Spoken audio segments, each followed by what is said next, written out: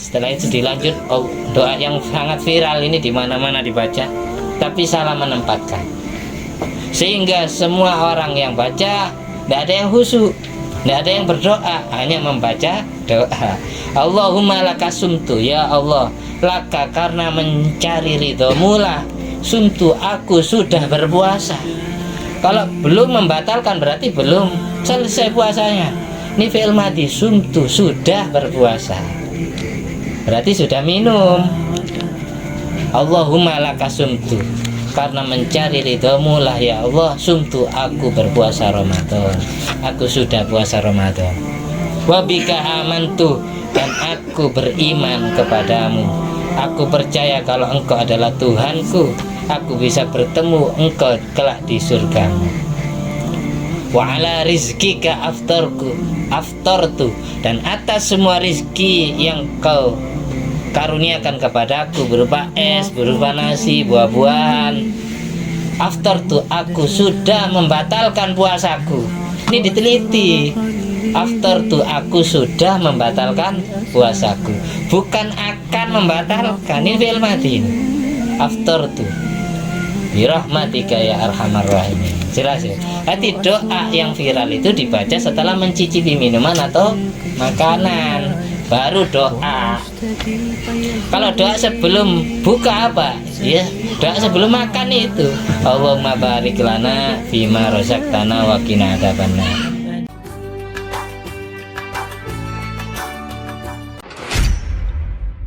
Assalamualaikum warahmatullahi wabarakatuh. Alhamdulillahirabbil alamin alladzi bi ni'mati tatimmu sholihat wa bi dzikri sulahaihi minal anbiya wal mursalin wasyuhada wassolihin tatanazzalu rahmat wal barakat wassalatu wassalam ala sayyidi sadat sayyidina maulana Muhammadin qutbil qadat wa ala alihi wa ashabihi al anjumi zahirat amma ba'du. Rabbi syrah li sadri wa yassir li amri wa hlul 'uqdatam min lisani yafqahu qawli. Rabbi zidni ilma warzuqni fahma. Allahumma aftah alaina futuhal arifin waj'alna khalisatan liwajhikal karim. Allahumma rzuqna fahman nabiyyin wa ilhamal malaikatil muqarrabin. Allahumma nawwir qulubana bi nuri hidayatika kama nawwartal arda bi nuri syamsika. Rabbana anfa'na bima 'allamtana. Rabbi 'allimna alladhi yanfa'una. Rabbi faqihna wa faqih ahlana wa qarabatin wa ashabin lana fi dinina. Allahumma inna na'udzubika min ilmin la yanfa' wa qalbin la yakhsha wa amalin la yurfa' wa du'ain la yusma'. Allahumma rzuqna liqa'a lailatul qadar fi syahrina hadza Ramadan wa fi jami'i Ramadan kulla sana. Allahumma shalli ala sayyidina Muhammadin wa ala ali sayyidina Muhammad madanil jud wal karam ba'il ilmi wal hilmi wal hikam wa barik wa sallim walhamdulillahi rabbil alamin. Bismillahirrahmanirrahim. Masih melanjutkan kisah Kutubun Nawawi karya tulis Imam Syarafuddin Imam Zakaria bin Syarafuddin An-Nawawi.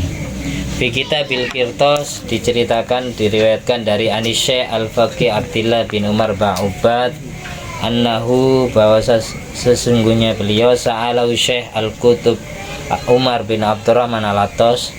Beliau pernah ditanyai oleh pengarang Rotib Al-Attas bin Umar bin Abdurrahman Al-Attas radhiyallahu anhuma, fima taqra'u minal kutub, kitab apa yang panjenengan baca setiap panjenengan mengajarkan ilmu. Tanyanya Syaikhul Rotib Al-Attas kepada Syekh Abdullah bin Umar Ba'ubad. Faqala, lantas beliau menjawab, fi kitabil irsyad li Syekh Ismail bin Mukri Ibnul Mukri. Kitab fikih yang biasa saya baca kitab Irsyad karya tulis Syekh Ismail Ibnul Mukri. Lantas beliau bilang, li Syekh Ali bin Abdillah Baras, ya Ali, he Ali, akri'u, bacakan kepada Al-Faqih Abdullah bin Umar Ba'ubad yang biasa baca kitab Irsyad itu, bacakan kepada beliau fi kitabil minhaj li Syekh An-Nawawi, agar mempelajari, agar membaca, agar mengaji kitab Minhajut Thalibin karya Imam Nawawi. Jadi kalau di dalam kitab itu tertulis bahasa Al-Minhaj haknya pakai alif, alif, lam, mim, nun, ha, alif, jim, panjang ya, minhaj, al-minhaj, maka yang dimaksud adalah Minhajut Thalibin karya Imam Nawawi. Tapi kalau haknya tanpa alif, al-manhaj, itu yang dimaksud adalah karya Syekh Abu Yahya Zakaria Al-Ansari, Manhajut Tullab. Jadi ada Minhajut Thalibin, ada Manhajut Tullab. Minhaj itu artinya metode, jalan. Thalibin metodenya para santri penuntut ilmu. Kalau Manhajut Tullab juga artinya metode at-tullab untuk para santri. Jadi kalau Minhajut Thalibin pakai jamak mudzakkar salim at-talibin, kalau Manhajut Tullab pakai jamak taksir. Jadi artinya sama, metode ilmu fikih untuk para santri ini. Kalau Minhajut Thalibin karya Imam Nawawi, kalau Manhajut Tullab ringkasan dari Minhajut Thalibin karya Syekh Abu Yahya Zakaria Al-Ansari yang kemarin kisahnya kita bahas. Beliau buta gara-gara ditinggal wafat anaknya, dan beliau ketika menuntut ilmu karena beliau yatim, tidak ada yang membiayai hidupnya, beliau setiap malam makan kulit semangka sisa-sisa teman-temannya. Tuh rata-rata ulama-ulama besar itu hidupnya pahit ketika masa muda. Jadi ketika dewasa tinggal ngundonya. Kalau dalam urusan dunia itu tinggal manennya. Jadi perjuangan beliau fakir dari usia dini menginjak usia remaja kemudian dewasa. Baru di saat itu umur 40 tahun baru kelihatan ekonominya, dunianya yang mengejar. Makanya itu sebagaimana Rasulullah SAW nas di Al-Quran, Nabi itu fakir dulu sebelum Nabi itu kaya. Bahwa jadaka ilang fa'agna. Jadi kalau masih jomblo fakir kira ya wajar. Kanjeng Nabi pun juga gitu dulu. Nabi Allah takdir ailan, hidup fakir. Mulai kecil usia 4 tahun sudah yatim piatu. Hidup bersama kakek sampai usia 8 tahun.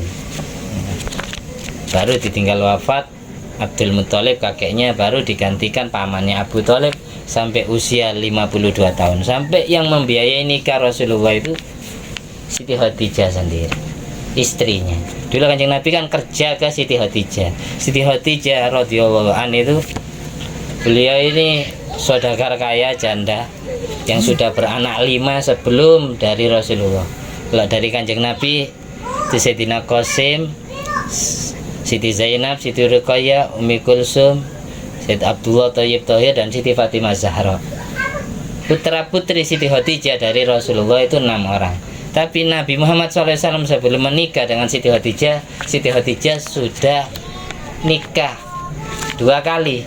Dengan suami pertama punya anak 2, dengan suami kedua punya anak 3. Sampai yang jomblo-jomblo mau dapat janda langsung bonus anak 5. Di Siti Khadijah sudah beranak 5 sebelum menikah dengan Rasulullah SAW. Jadi Kanjeng Nabi itu suami ketiga. Bahkan diceritakan di kitab Al-Bushra karya Syekh Muhammad bin Alwi bin Abbas Al-Maliki Al-Hasani Qaddasawsirah rahimahullah ta'ala wa nafa'anallah bibarakati fiddarin amin. Syekh Muhammad itu menceritakan dalam kitab Bushra sejarah Siti Khadijah, satu kitab itu. Saya punya kitabnya, saya pelajari ya. Di situ yang bikin hati saya itu sedih dan malu kepada Rasulullah. Kanjeng Nabi itu ketika sifatnya mulai dikenal sama Siti Khadijah, bukan hanya tahu. Siti Khadijah kan sudah ngaji kitab Injil, kitab Taurat dari guru ngajinya yang bernama Naufal bin Waraqah bin Naufal. Itu pernah nulis kitab Injil. Waraqah bin Naufal memerintah Siti Khadijah agar melamar Rasulullah di saat Kanjeng Nabi masih usianya 20 tahun. Tapi takdir Allah menyatakan lain. Akhirnya berhasil diramal dan Nabi mau dengan ajakan Siti Khadijah usia 25 tahun. Itu pun Siti Khadijah enggak bilang sendiri, nyuruh karyawannya. Khaulah namanya. Tolong bilangkan ke Muhammad, apakah dia enggak mau nikah, enggak pingin nikah gitu. Kanjeng Nabi ditanya, apakah kamu enggak pingin nikah Muhammad? Nabi Muhammad jawab, dia pingin, Terus kenapa tidak nikah? Karena tidak ada biaya. Itu sekelas Nabi kita Muhammad SAW, rabi nak duwe bondo kan. Jawaban Rasulullah bikin saya malu. Kanjeng Nabi itu modal nikah aja tidak punya kok. Nabinya umat. Kalau seandainya beliau minta kepada Allah, minta dunia langsung turun dari langit, terlalu bisa. Allah takdir fakir. Wa'agna, lalu Allah perkaya setelah menikah. Allah perkaya dengan, kalau tafsir Jalalain itu, amwali Khadijah, hartanya Siti Khadijah, dan a'wanu Ansor, dan pertolongan sahabat Ansor setelah hijrah ke Madinah. Yang Nabi itu kaya sesudah nikah. Sebelum menikah ya belum kaya. Akhirnya Siti Khawlah, utusan Siti Khadijah ini bilang gini, mau nggak kamu Muhammad, saya tawari wanita cantik, kaya raya, jadi kamu nikahnya nggak usah modal, langsung dimodali oleh istrimu. Terus Nabi Muhammad SAW tanya balik, siapa yang kamu maksud? Khadijah katanya. Khadijah, wanita cantik yang kaya, jadi yang modali nanti istrimu, kamu nggak usah modal nikahnya. Seperti itu. Itu sekelas Kanjeng Nabi Muhammad SAW, Nabi kita semua, Nabi akhir zaman. Mau nikah saja nggak punya modal. Jadi kita itu jangan pesimis, jangan sedih hati, kecil hati. Kita belum kerja, belum apa-apa, semisal belum punya penghasilan tetap. Nabimu juga merasakan pahit sama seperti kamu dulu, sama seperti itu. Nggak punya orang tua, kamu nggak kerja tapi kamu punya orang tua, orang tuanya punya tabungan, punya aset. Mending yang ada yang modali nikah kita. Kalau Kanjeng Nabi mau minta ke siapa? Orang tua nggak ada. Kalau nggak kerja sendiri, makanya Nabi Muhammad kerja jadi karyawannya Siti Khadijah. Gitu. Ini kita balik ke sejarah kitab ini. Ya Ali akri'u fi kitabil minhaj. Bacakan kitab minhajnya An-Nawawi kepada Al-Faqih Abdullah bin Umar Ba'ubad. Katanya Sohibur Rotib Al-Atas, Habib Umar bin Abdurrahman Al-Atas, fa innahu mubarakun fi wa akri jami'a ashabika fi. Dan bacakan kitab Fiqh Minhaj itu kepada semua santrimu. Jadi istilah orang dulu menganggap santri, orang-orang yang belajar ilmu kepada guru, itu istilahnya ashab, istilahnya sahabat. Nabi Muhammad SAW menganggap orang-orang yang belajar ilmu kepada beliau panggil sahabat. Jadi santri itu kalau diterjemah bahasa Arab kuno itu sahabat. Murid itu kalau diterjemah bahasa Arab klasik ya ashab, sahabat. Tuh. Cuma bahasa agak kontemporer, agak masa kini, bahasa Arabnya tulab tolibin. Tulab tolibin. Bacakan kitab Minhaj kepada Al-Faqih Abdullah bin Umar bin Ubad, dan dia suruh bacakan pula kepada semua santrinya agar mempelajari, agar membaca kitab Minhaj. Fa innahu mubarakun, karena kitab Minhaj itu penuh dengan limpahan barokah dari Allah. Wal fathu insyaallah hasilun fi qiraati, terbukanya hijab mata batin, terbukanya pintu ilmu hati, insyaallah akan tercapai dengan membacanya saja. Paham tidak paham, dibaca saja kitab Minhaj itu barokai, membikin hati futuh kepada ilmu, gampang paham, gampang apal. Meskipun kita tidak tahu baca kitab, beli kitab Minhaj itu ya, tebelan kitab ini Mas ya, saya punya sekian kitab Minhaj itu, cuma 1 juz, dibaca saja itu barokai, apalagi dipelajari isi kandungannya, dapat menyebabkan hati futuh. Makanya ulama-ulama besar kayak Al-Mafula Kenawi bin Hasan Sidogiri itu hafal kitab Minhaj, karena dari seringnya dibaca, hafal kitab Minhaj.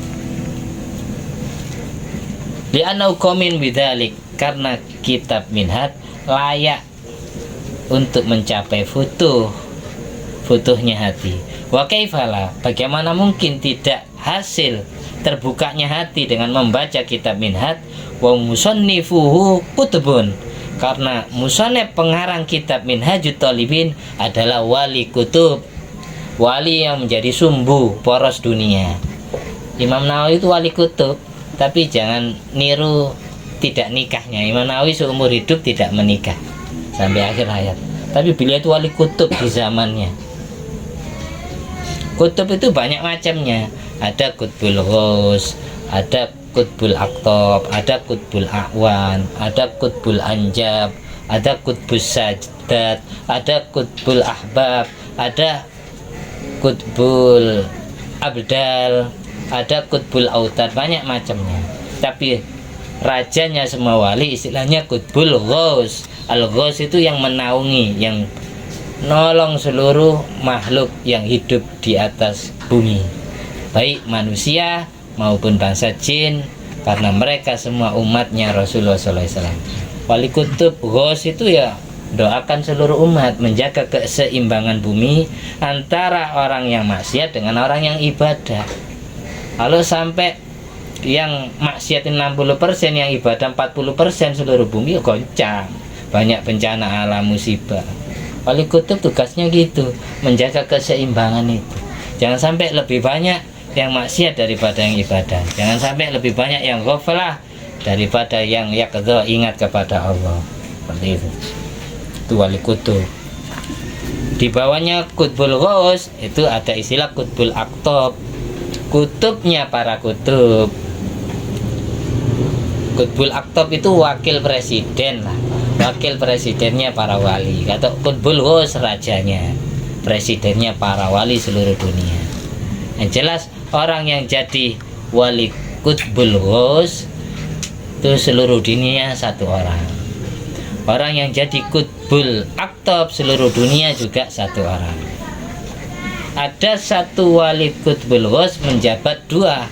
Kalau ada seorang wali menjabat dua makom, kutbul ghaus sekaligus kutbul aktob, itu istilahnya kutbu jami'il wujud. Kutbu jami'il wujud itu kayak Syekh Abdul Qadir Al-Jilani, kayak Syekh Abu Hasan Ali Asyadili rahimahullah ta'ala, anafana bi barakati ma fid dharain amin. Seperti itu. Itu kalau jabat dua-duanya, satu orang jabat dua makom istilahnya. Itu keterangannya ada di kitab Jami'ul Usul bil Aulia. Kita lanjut.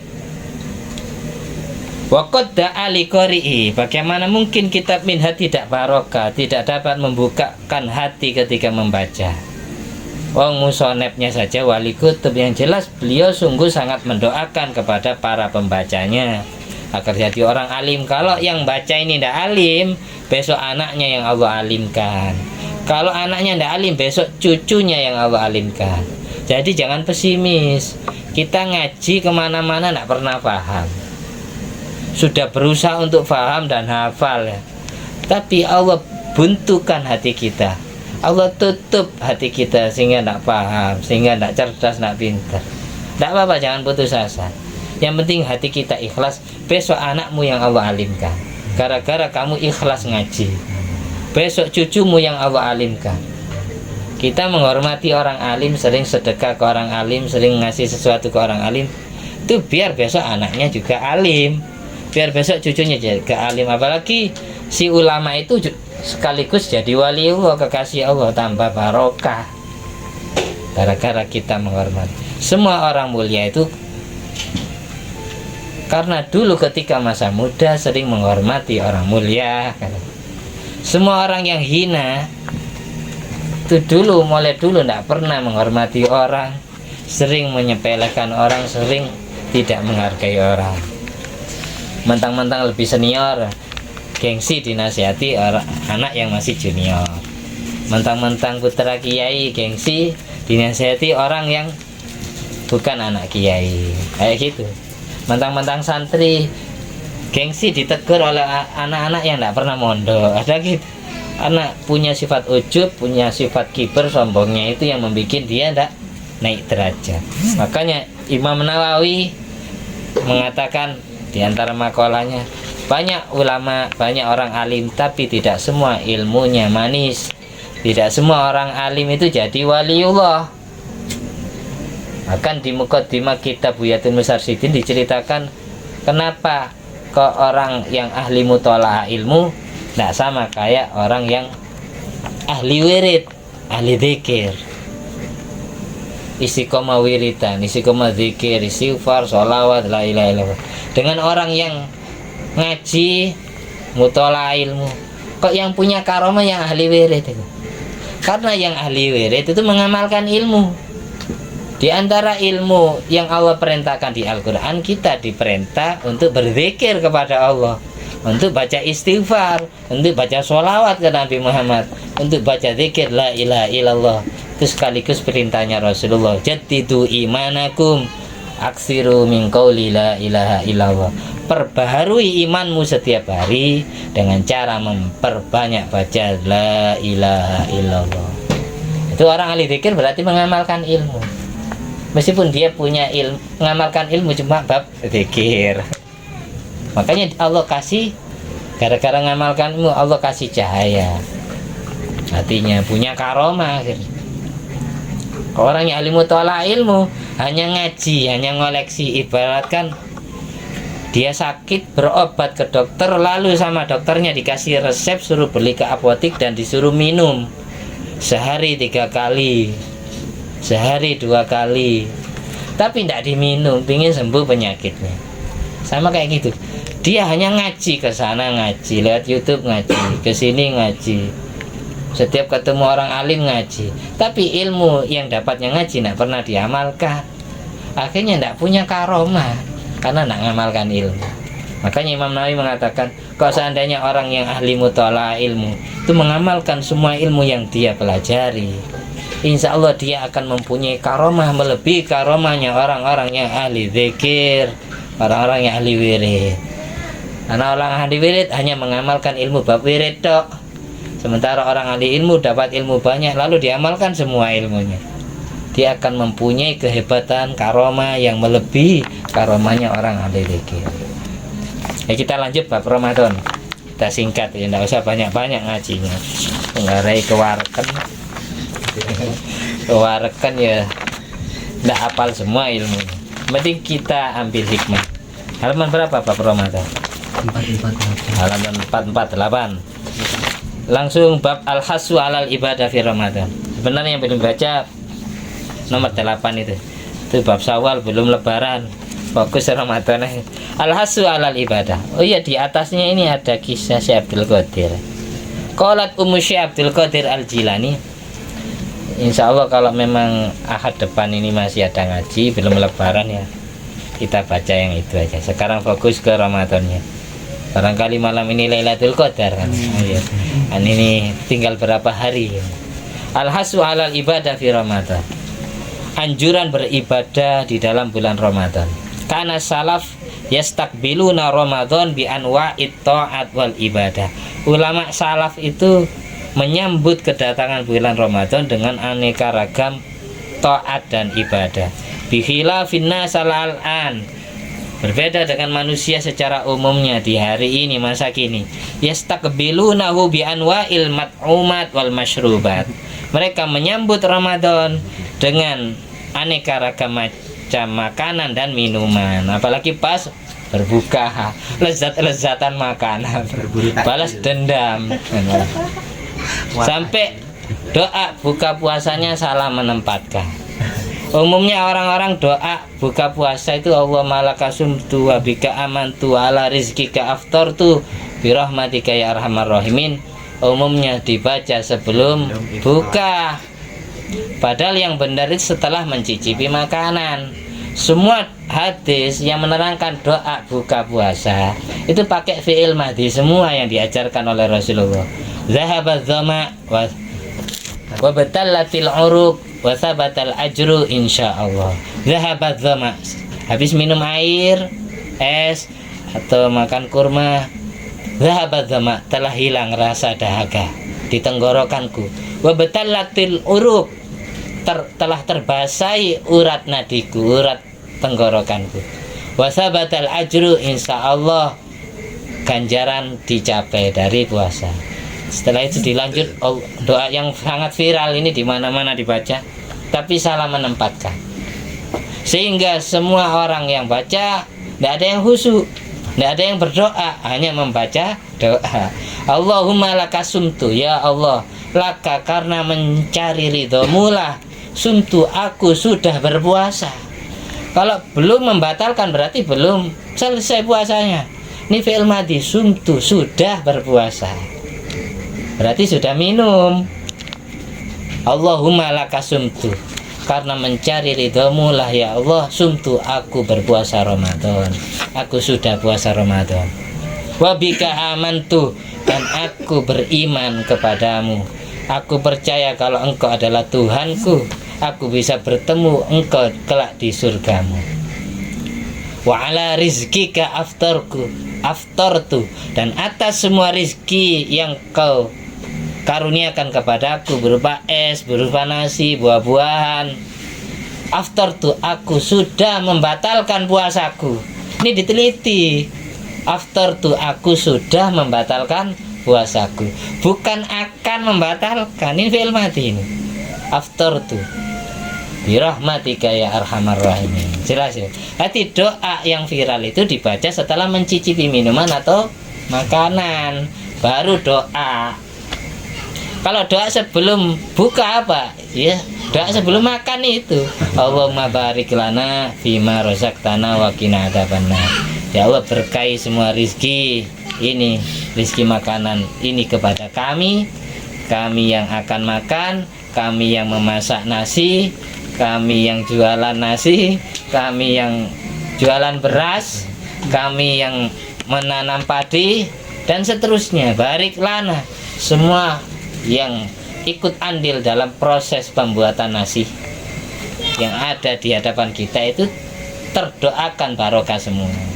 Kalau memang yang punya pabrik itu non muslim, insya Allah dapat barokah, jadi dia masuk Islam. Kalau memang mereka ahli maksiat, ketika jadi petani tidak pernah puasa Ramadan, pagi-pagi sudah ngopi ngerokok, para petani umumnya kan gitu. Siang-siang mokel sembunyi-sembunyi di tengah-tengah sawah. Kalau mereka kita doakan Allahumma barik lana, mereka akan tobat dari dosanya, mereka akan kuat menahan haus dan lapar. Itu jadi doa, namanya doa ya harus sungguh-sungguh mintanya, bukan hanya dibaca. Kalau dibaca saja itu namanya membaca doa. Allahumma barik lana, berkahi kami semua, padahal yang makan satu orang. Kenapa Rasulullah SAW mengajarkan kita doa yang universal, yang umum untuk semuanya? Karena yang ikut andil di dalam makanan yang ada di hadapan kita ini banyak tangan. Yang jual masuk, yang membawakan makanan ke depan kita ya masuk, yang masak dapat doa itu juga, semuanya kena. Allahumma barik lana fima razaqtana wa qina adzabannar, dan jauhkan kami semua ya Allah dari siksa api nerakamu. Non muslim masuk Islam, yang ahli maksiat tobat. Insya Allah ketika makanan ini masuk ke dalam perut kita, minuman yang masuk ke dalam perut kita, yang dibaca doa Allahumma barik lana, akan bertasbih, berzikir kepada Allah, sehingga makanan itu jadi obat. Padahal dijelaskan di semua kitab fikih bab zakat, yusannu sholatu wassalam ala Nabi Muhammad SAW inda aklil aruz. Sunat membaca sholawat dan salam untuk Nabi Muhammad ketika makan nasi. Li'annahu khuliqa min nuri sallallahu alaihi wasallam bila wasitatin, karena nasi beras tercipta dari nur Nabi Muhammad tanpa pelantara. Bahkan ada riwayat dari Sayyidina Ali, inna kullama nabata fil ardi fihi da'un illal arza inna fihi dawa. Semua tanaman yang tumbuh di atas permukaan bumi itu mengandung penyakit. Ada penyakitnya, ada obatnya, kecuali nasi, kecuali beras. Hanya Allah ciptakan obat di dalamnya. Tapi kenapa orang yang kencing manis makan nasi kok tambah tinggi kadar gulanya? Padahal ada keterangan seperti itu. Nasi hanya Allah beri obat, tidak Allah beri penyakit. Kenapa orang kencing manis kok takut makan nasi? Ayo mikir itu. Berarti mereka yang kena kencing manis, cara makan dan minumnya tidak sesuai etika adab yang diajarkan Rasulullah. Makanannya tidak barokai, tidak pernah doa sebelum makan. Ngeremehkan doa itu, meskipun anak TK hafal, tapi itu doa yang ajarkan Rasulullah sallallahu alaihi wasallam. Allahumma barik lani, doa Kanjeng Nabi, bukan yang ngajari ustadz-ustadz yang ada itu, bukan karangan sendiri doa itu, ada hadisnya. Barik lana fi ma razaqtana wa qina adzaban. Jadi setiap makan nasi, kalau setiap lahap, setiap suap kita sholawati sallallahu alaihi Muhammad, insya Allah jadi obat, bukan jadi penyakit. Betul ya? Masih dilanjut, wis 30 menit tapi ini. Teruskan ke bawah dikit ya. Kanal Habib Abdullah bin Husain idza aqbala Ramadan jama'a aulada wa ahadahum ala ziyadatil amal fi. Habib Abdullah bin Husain ketika datang bulan Ramadan, beliau mengumpulkan semua putranya dan memberikan ultimatum kepada putranya agar menambahkan amal di dalam bulan Ramadan. Kalau dulu salat duhanya 2 rakaat, Ramadan jadi 4 rakaat, jadi 8 rakaat. Fasa'alam wahidan wa wahidan. Lalu Habib Abdullah bin Husain ini menanyakan satu persatu anaknya, amma yuridun ziyadahu minal amal. Ziyadahu minal amal. Masing-masing dari anak ditanyai, ibadah apa yang mau kalian tambahkan? Kamu, saya sebelum Ramadan baca Al-Quran selembar, Pak. Ramadan 5 lembar. Sebelum Ramadan baca Al-Qurannya 1 juz. Ramadan jadi 2 juz. Begitu ditanyai satu persatu, amal ibadah apa yang kamu tambahi? Kalau kamu apa? Kalau kamu apa? Ditanyai satu persatu. Kalau saya sodakonya, Pak. Kalau saya sholat tahajudnya, Pak. Kalau saya sholat witirnya. Kalau saya sholat duhanya. Kalau saya baca Qurannya. Kalau saya baca sholawatnya. Masing-masing dari anak punya hobi sendiri-sendiri. Falamma dzakara kullu wahidin nau'an minal amal bakal habib. Ketika masing-masing dari anak menceritakan macam ibadah yang dilakukan oleh anak-anaknya, beliau langsung meneteskan air mata wa yaqul, dan mengatakan, abki li annani ma aqdiru an azida amalan. Aku menangis karena aku tidak mampu menambahkan amal ibadahku sama seperti anak-anakku.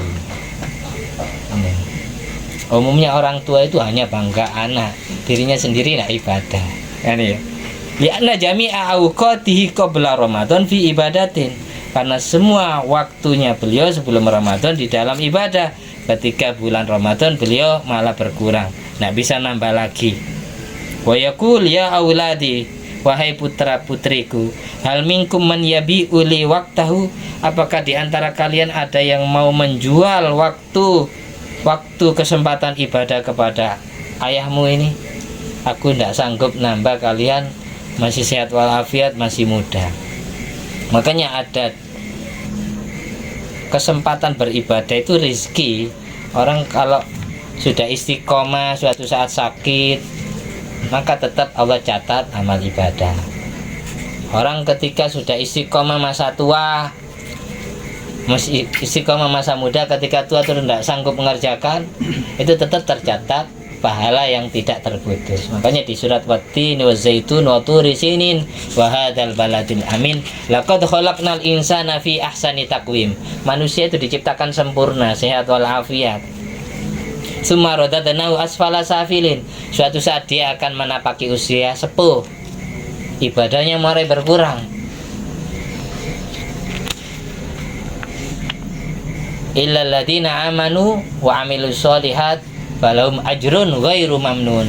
Kecuali orang-orang yang punya amal ibadah, beriman kepada Allah, dia mendapatkan pahala yang tidak terputus meskipun tua, karena di masa mudanya sudah istiqomah. Dulu masa mudanya istiqomah ngaji Quran 1 juz. Ketika tua matanya agak rabun, sudah tidak sanggup membaca Al-Quran 1 juz, maka tercatat pahala sama seperti ketika masa mudanya membaca. Orang ketika sehat walafiat, sholat istiqomah, sholat jamaah, suatu saat sakit sehingga tidak bisa sholat jamaah, maka dia sholat tetap tertulis pahala sholat berjamaah. walahum ajrun ghairu mamnun. Itu maksudnya ayat itu gitu. Tetap mendapatkan pahala yang tidak terputus, mengalir terus sampai hari kiamat. Jadi jangan putus asa. Kadang orang itu usai gara-gara sakit terus putus istiqomahku.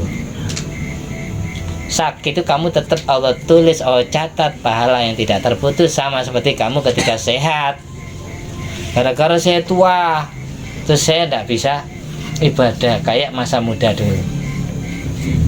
Kalau kamu istiqomah dulu di saat muda, maka ketika tua, ketika kamu tidak sanggup lagi mengerjakan keistiqomahanmu, tetap Allah catat ajrun ghairu mamnun. Seperti itu enak jadi umat Islam, itu umatnya Nabi Muhammad SAW sangat istimewa.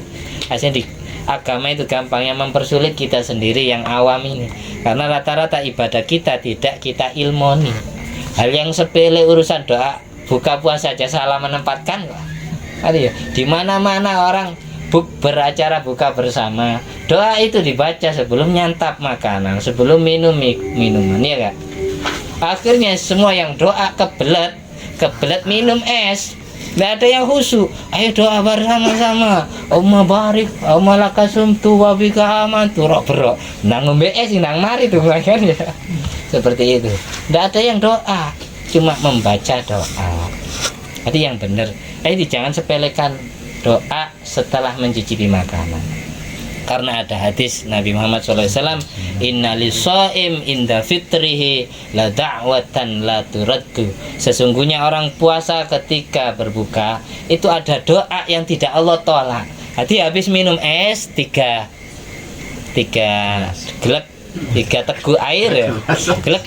Jadi gini, bismillahirrahmanirrahim, alhamdulillah, bismillahirrahmanirrahim, alhamdulillah, bismillahirrahmanirrahim, alhamdulillah, baru doa yang itu dulu, sahabat sama wabtalatil uruk wasabatal ajru insyaallah. Terus Allah malakasumtu wa bika amantu wala rizqika aftartu birahmati arhamar rahimin. Baru doa hajat-hajatmu, cita-citamu, urusan akhirat, urusan dunia. Eman sayang kalau kita tidak doa, hanya syahwat kepada makanan saja. Kan di kitab Sawi itu ketika mentafsirkan Nabi Yusuf alaihissalam, Nabi Yusuf itu ketika Siti Zulaikha telanjang gitu, Nabi Yusuf tidak mau diajak.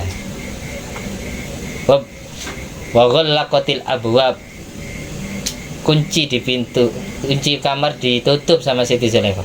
Wa qalat haytalak kemarilah Yusuf. Nabi Yusuf tidak mau. Nabi Yusuf manusia, punya nafsu syahwat. Gambarannya seperti apa? Nabi Yusuf itu kama salisoim lil ma'il barid yamna'uhu dinuhu. Nabi Yusuf itu sama seperti orang puasa yang melihat air es yang dingin, yang segar. Beliau orang puasa itu kan tidak ada yang kuat menahan haus, tapi yang menghalang-halangi dia menerobos nafsu syahwatnya karena imannya kepada Allah, karena agama yang dia anut. Demikian pula Siti Zulaikha itu Allah perumpamakan kayak air es yang dingin di hadapan Nabi Yusuf. Nabi Yusuf manusia, punya syahwat kepada lawan jenis, punya. Tapi kenapa Nabi Yusuf tidak mau? Bukan Nabi Yusuf tidak syahwat kepada Siti Zulaikha, tapi yang menghalang-halangi Nabi Yusuf adalah imannya Nabi Yusuf kepada Allah. Laqad hammat bihi wa hamma biha laula arra'a burhana rabbi. Kayak gitu. Orang puasa itu tidak ada kuat nahan haus, lihat es adem pingin, tapi kenapa kok tidak diminum? Karena malu kepada Allah, karena takut kepada Allah, karena agama yang menghalang-halangi dia. Sama seperti itu. Mudah-mudahan kita dan seluruh anak cucu kita sampai hari kiamat dijadikan orang-orang yang istiqomah dan ikhlas dalam beribadah kepada Allah. Selamat dan bahagia dunia akhirat. Ramadan ini kita menuai Lailatul Qadar dan Allah sempatkan beribadah di Lailatul Qadar. Dan di Ramadan selanjutnya, di setiap tahun sepanjang kita masih Allah beri kehidupan, mudah-mudahan kita selalu mendapatkan Lailatul Qadar. Amin amin ya rabbal alamin. Al-Fatihah. Bismillahirrahmanirrahim. Alhamdulillah.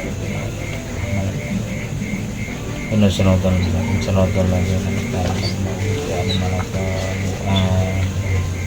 Alhamdulillah alladzi at'amani hadal ilma wa razaqani min ghairi haulin minni wala quwwatin. Allahumma shalli ala sayyidina Muhammad wa ala ali sayyidina Muhammad. Bifadli subhana rabbika rabbil izzati amma yasifun wa salamun alal mursalin walhamdulillahi rabbil alamin. Bifadli subhanakallahumma wa bihamdika asyhadu an la ilaha illa anta astaghfiruka wa atubu ilaik. Allahumma shalli ala sayyidina Muhammad. Assalamualaikum warahmatullahi wabarakatuh.